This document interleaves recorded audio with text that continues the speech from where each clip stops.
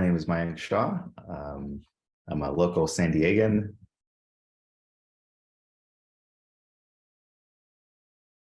So I'm a pharmacist by trade. Started the first business about 15 years ago. And then I don't know why something compelled me to start a business in a different country. And we had some success. It's been quite challenging, has presented various challenges to life, our marriage, everything.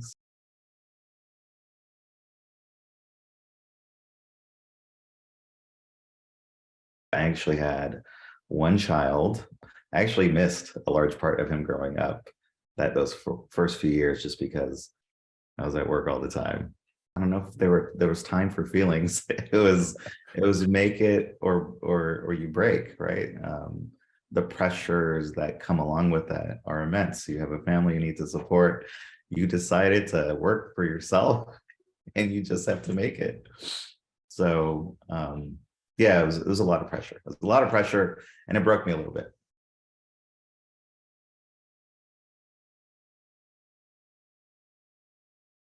I think it was a slow decline. The stress of it all. I know that you know, I'd work probably 10, 11-hour days, and then I'd go home and I'd have to sleep all day on a Saturday just to be able to interact with the family on a Sunday. So it got to be fairly challenging for everybody involved.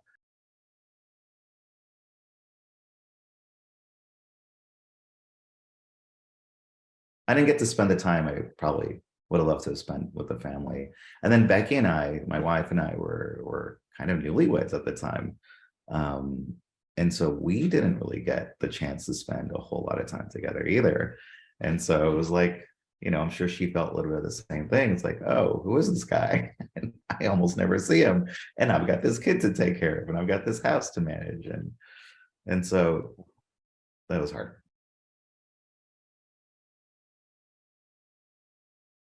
It was a really long time. In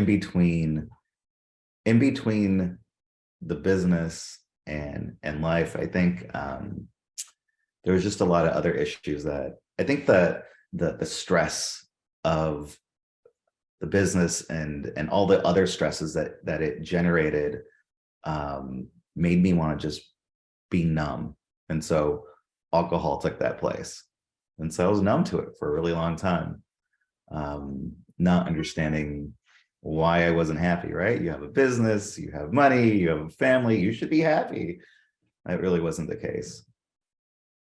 Honestly, I don't think we would have made it without finding someone like Dana to teach us how to properly communicate, to be able to express how we feel, because that was always kept in the dark. It's like, oh, well, I'm stressed, but you don't need to know that I'm stressed. What's the point of that?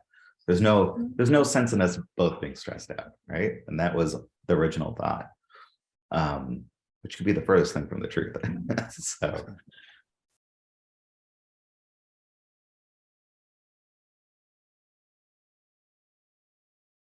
she continues to be this really highly empathetic person. I don't think I've ever met anyone who's able to mirror what you're feeling and how you're feeling. And then during those first few meetings, you haven't learned the tools yet. And so for her what she was able to do is kind of, I don't know, look at you, understand that you couldn't verbalize what you were saying. And it almost felt like she was reading your mind and she'd say, hey, is this how you feel? Oh yeah, how did you do that? That's exactly how I feel.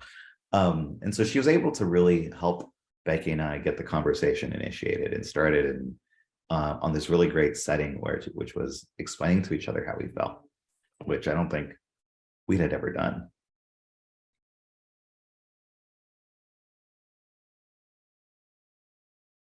If you looked at her facial expressions, that reflection of how you feel, you just felt connected and you felt like, oh, this person can really help me, right? Because I think Becky and I had tried therapy in the past a couple of times actually, and I wasn't a huge fan.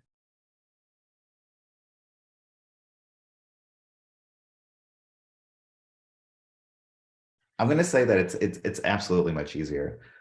Does it mean the challenges are not there anymore? Of course not. I think those are inherent in our personalities. And so I just know that I have the tools now if I need to confront something. So going to Dana really lets us unpack what's really going on for us and build our intimacy.